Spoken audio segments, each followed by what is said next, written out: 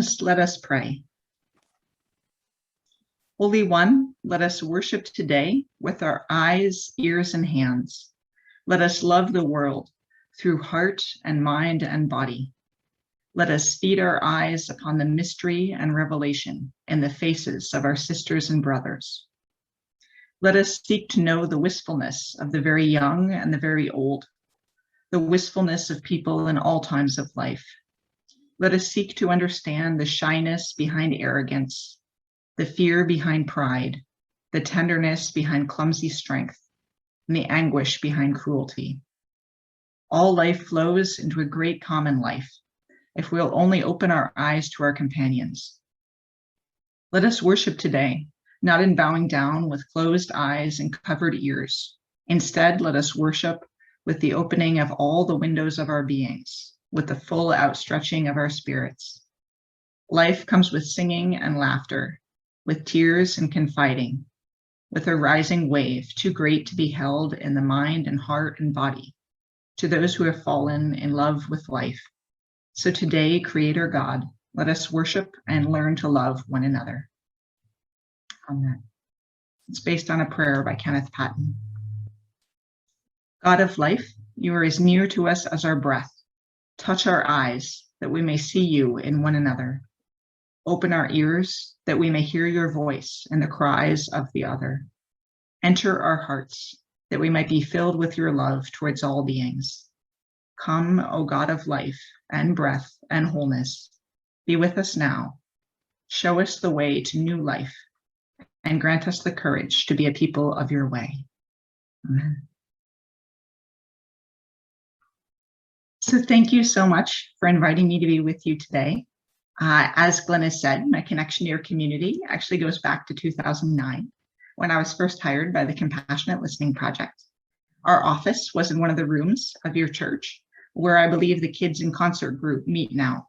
So for 2 years, I worked there and would regularly join you on Wednesday nights for your community dinners, which I was really happy to hear you're still doing, although in a different way during this pandemic. Since 2009, I've gone on to do many other things. I got married, I have 2 small children. I moved to Vancouver, BC with my family. I've been attending seminary at the Vancouver School of Theology here, and I started my own interfaith community up here in Canada now. So I do love Zoom that allows us to come together even in different countries. I still teach compassionate listening all this time later, and I'm very involved in the facilitator group, which was how I found out about this today. And it was such a blessing to hear from Kathy, to reconnect with her again so many years later, and to be able to join you all again in this way. So thanks for having me. So I think it's especially fitting for me to be sharing my experience with compassionate listening in this religious setting here, because over time, my personal spiritual practice has become completely infused with compassionate listening. As Glennis mentioned earlier, my faith tradition is Mahayana Buddhism. And as I'm sure you all know, Buddhism is very grounded in meditation and contemplation, which require a certain level of comfort with silence. You're not going to get very far in your meditative practice. You can't shut up for a while and learn how to take in the world around you and listen. So that's very helpful in that way. But also there's another surprising way that compassionate listening really blends with Buddhism, and I believe lots of other faith traditions. Because in compassionate listening, it's based on the idea that all beings are interconnected. So maybe you've heard of this idea in Buddhism. The idea is nothing is separate unto itself. Everything came to be the way it is because of everything that's influenced it, that's acting on it. No person or nation is an island. We all influence one another, and thus our collective suffering or freedom is shared among all beings. So in Buddhism, at least in the Mahayana tradition, no one lives in samsara, loosely understood as our kind of hell, or nirvana, loosely understood as our kind of heaven, alone. Thich Nhat Hanh, the famous Vietnamese Buddhist monk, calls this the truth of interbeing, that all beings are connected to one another. Now, there's a lot I could say about interbeing and how we're seeing it play out in the world today with climate change and various other social and political movements that are happening simultaneously in different places around the world. But instead, I want to talk to you about compassionate listening, specifically because this is a practice that's fully grounded in interbeing. It's thoroughly based on the controversial idea that an enemy is one whose story we have not yet heard. Thus, when we do compassionate listening, we don't just listen to our friends and our colleagues and the people who are being victimized. No, we actually deliberately listen to our enemies and even the people doing the victimization. We do this because we believe their stories are just as key to healing the world as are our own. Just as in the Mahayana tradition in Buddhism, we can't cross over to nirvana by ourselves. We have to wait until all beings are ready to cross over together. And in compassionate listening, we believe everyone is worthy of redemption and that we'll never heal conflict and have a peaceful world unless we listen to each other and actually work in tandem with our enemies. Now, I should warn you, everyone loves the ideas of compassion and listening in theory. They sound really lovely and relaxing, very spiritual. But this is often when I start to lose people because no one actually wants to listen to their enemies. Why would you take the time to sit side by side with your enemies or face to face over Zoom during COVID when you could do literally anything else? You could watch TV, you could walk the dog, you could go to the dentist and get a root canal. You could do literally anything but listen to your enemies. Why would you actually want to do that? Well, I do have some answers for you. And let me see if I can share this slide to start to show you why I actually think this is a good idea.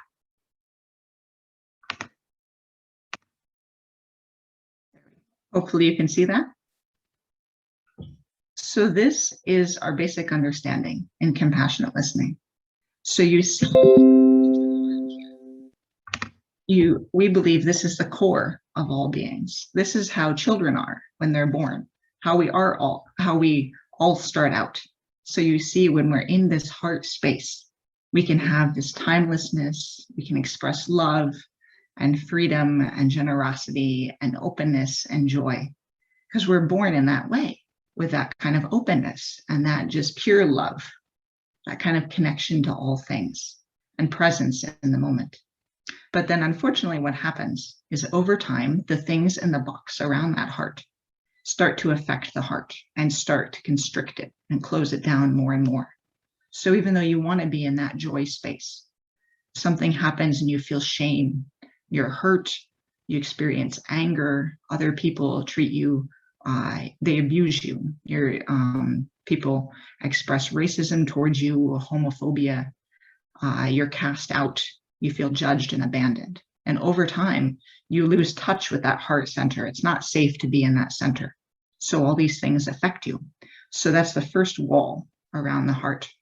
And then you build another wall around that heart to protect you from what's been happening to you. So you start to repress yourself. You go into denial. You deaden yourself, maybe become sarcastic or cruel. You have anxiety and depression. You become fearful and violent over time. And you do this because you can't be in that heart space. You can't have that kind of love and connection where you can actually feel God in that space. You don't have that because you've needed to protect yourself because the world can be such an unsafe place. And that's terrible. Then we're not really in touch with who we are. And then even worse than that, then we're kind of this brick wall, this kind of castle. And we go around and we affect other people. We interact with other people as we're both castle walls and we're kind of banging into each other. So we think it's fun to be sarcastic, not to actually take things seriously, to be casually cruel with one another. And we're so cut off, we don't feel that kind of connection anymore. And over time, we feel more alone, less able to find the divine, less able to really be with each other. So this is what we believe happens to all beings over time, that no one starts out as a perpetrator. No one starts out as a jerk who just wants to hurt other people. But we become like that as we feel we need to. So in compassionate listening, the goal is to see how can you come back to that heart space? How can you be in that love and joy and openness? And then conversely, when you're actually interacting with people from that love space, that makes sense. That way, it helps them actually be able to be in touch with themselves and to find God I think of that as the God space. Another slide to show you. I don't know how much you all know about compassionate listening. So we have the 5 core practices of this work. We try to practice cultivating compassion ourselves and kind of ground ourselves with loving kindness, metta, and compassion. I think there's a background noise. I'm not sure. Someone's maybe able to mute that. Thank you so much. We also work on developing the fair witness. This is, we often call it going to the balcony. So even when you're in the midst of this conflict or this kind of difficult situation with someone, is there a part of you that can separate, that can kind of go up to the balcony and look down and see what's happening from a little bit of a distance? Pema Chodron calls this learning how to not bite the hook. That something happens and we feel like as soon as someone is mean to us or does something to us, we feel like we have no choice. We just have to bite their head off.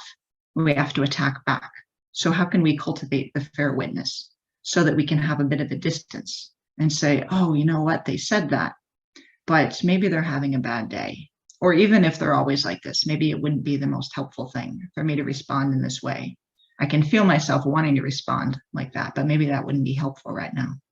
So learning how to develop that, that's actually a kind of contemplative practice that we do and then we work from. Respecting the self and others, always having respect for all beings, both ourselves, so not just letting ourselves be abused, but also respecting even our enemies and not treating them unkindly. And then we practice listening from the heart. That's probably the core of the practice. How can we really be in that kind of open God space when we listen to other people's pain, those who are suffering, but also those who are doing the suffering, doing this inflicting pain on each other? How can we really listen and try to connect with them and help them find that heart space in themselves, that part of them that is not based in cruelty, so we can work our way out of this together? And finally, speaking from the heart, which I think all of us who teach compassionate listening agree is the hardest one, because we don't, as lovely as it can be to just sit and listen, we also do want to stand up and say, okay, I think you need to hear this truth back. I think maybe if you see how what you said affected me or is maybe affecting others, but how can we speak and be present in a loving way, not cutting down or shaming someone even more, making them retreat further with even bigger castle walls? But how can we reflect back in a way that they can learn from this and hopefully we can grow together in our relationship? So these are the practices we do. I've been doing this for 12 years. I wish I were good at it. I really do. I'm actually so grateful that I teach compassionate listening, because even I'll have normal interactions with people and they'll go very, very badly.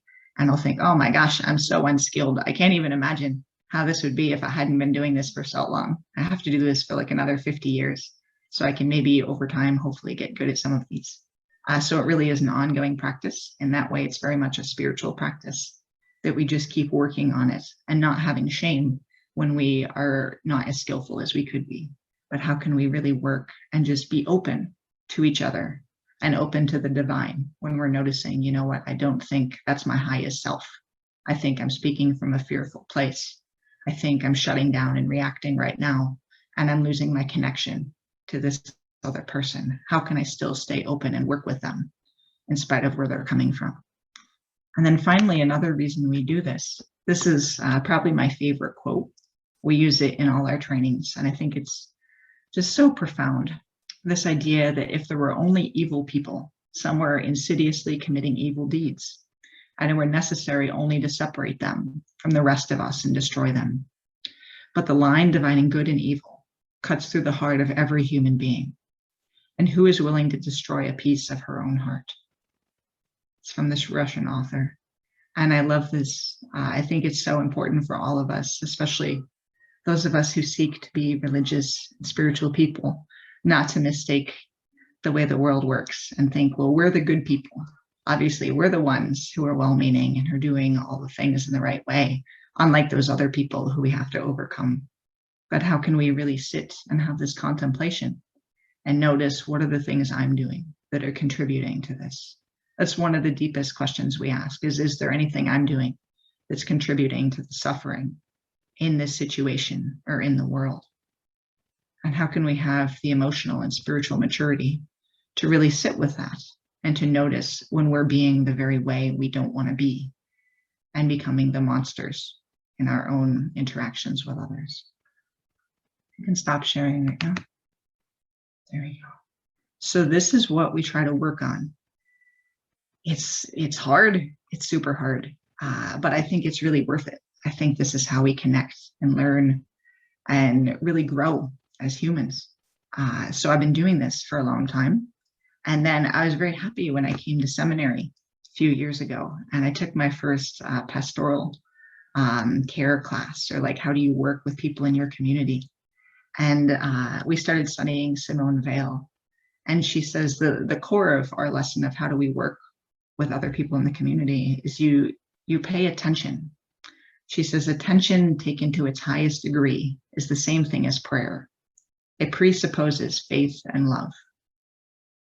So if you really just sit and pay attention, how do you pay attention to the people in your community so you don't turn away? So we actually did an exercise our whole first year in seminary, where whenever we're walking on the street and there are people who are homeless, who need food and shelter and clothing and healthcare, and rather than turning away from them, like in the poem, how do we actually pay attention?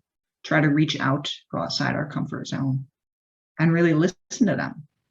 How do we do that? And that should be the basis of ministry and of just being in our community, reaching out and loving each other, paying attention to what they need. Just yesterday, I was working on this sermon, and my son is 4, and I was trying to work, and he was sitting with me, and he wanted me to pay attention to something he was drawing, and he was explaining it. And I was thinking like, oh, I don't have time right now. I'm trying to finish this. And I was like, wait a minute, this is ridiculous. I'm literally writing about paying attention, and I'm ignoring my 4-year-old right now when he wants to show me his picture. How can we just be present? That's what love is in the world, is paying attention and listening. Also, a little bit later on in seminary, I got to do what's called a CPE, clinical pastoral education, where it's like an internship at the hospital as a chaplain. So for one summer, I worked in a cardiac unit at the hospital here, and it was completely based in compassionate listening. And I don't know what it was like in the other wards at the hospital, but in the cardiac wing, even the doctors and nurses had this idea that people were going to have open heart surgery. So their hearts were physically going to be open to everything around them.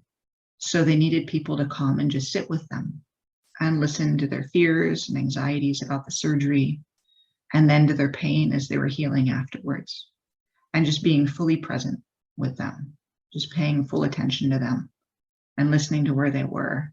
And the nurses told me they believe that's actually what would help the people heal.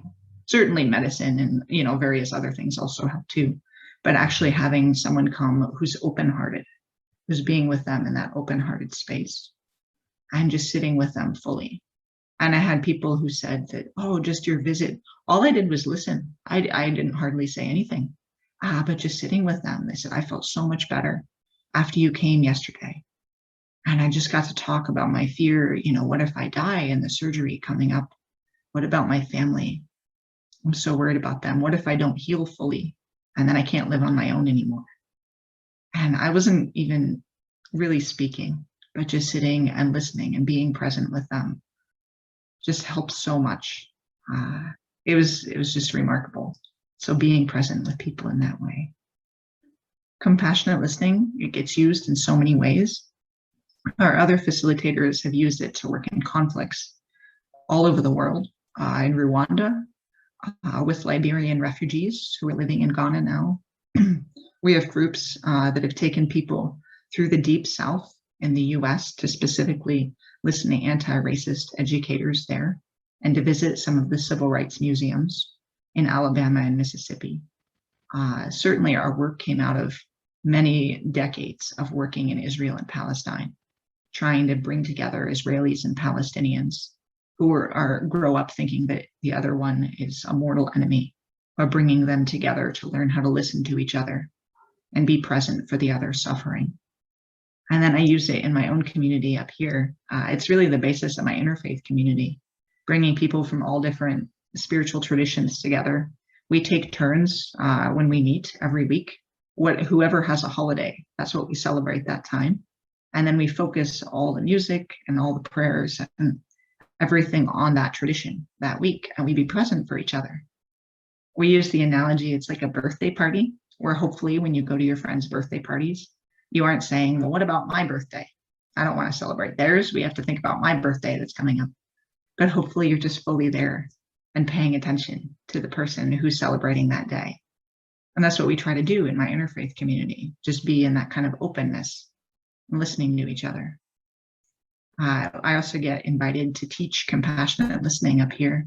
And unfortunately, as you can imagine, it's very useful in many places in the world right now, in many different discussions. And earlier this summer, I got asked by a different, the United Churches up here, but I know they're in the same branch as your United Church of Christ, to try to bring people who are in support of vaccines and against vaccines together for a discussion. And I was very afraid to do this. I didn't know how I could possibly do it and have it not go terribly. And I did have another facilitator who's been compassionate listening facilitator, who's been teaching for years, who's much better than I am, thankfully. And she and I did it together. But it was really good, just bringing people who have these kind of diametrically opposed views on these current conflicts together and just having the respect, taking the time to listen to each other. Not so that we convince the other person that we agree with them if we do not, but so that we really hear where they're coming from and try to find that connection again, try to rehumanize each other and see, well, what can we maybe compromise on? Because we're not going to compromise if we don't see the other person as fully worthy of love and respect. So I see compassionate listening helping in just so many ways. I'm so grateful for our group. There are about 40 facilitators now that teach in every imaginable conflict all over the US and Canada and various countries in Africa right now and in India. And I just hope we can promote this idea going forward. I think it's what the world needs. I think it's very beautiful and hard and just so important, and really what we should be doing in the future and how we can best connect to each other and through that to God. So finally, I was reading through Ephesians and I noticed that St. Paul says, I beg you to lead a life worthy of the calling to which you have been called, with all humility and gentleness, with patience, bearing with one another in love, making every effort to maintain the unity of the Spirit and the bond of peace. For there is one body and one Spirit, one Lord, one faith, one baptism, one God and Father of all, who is above all, and through all, and in all. Thank you so much, my friends.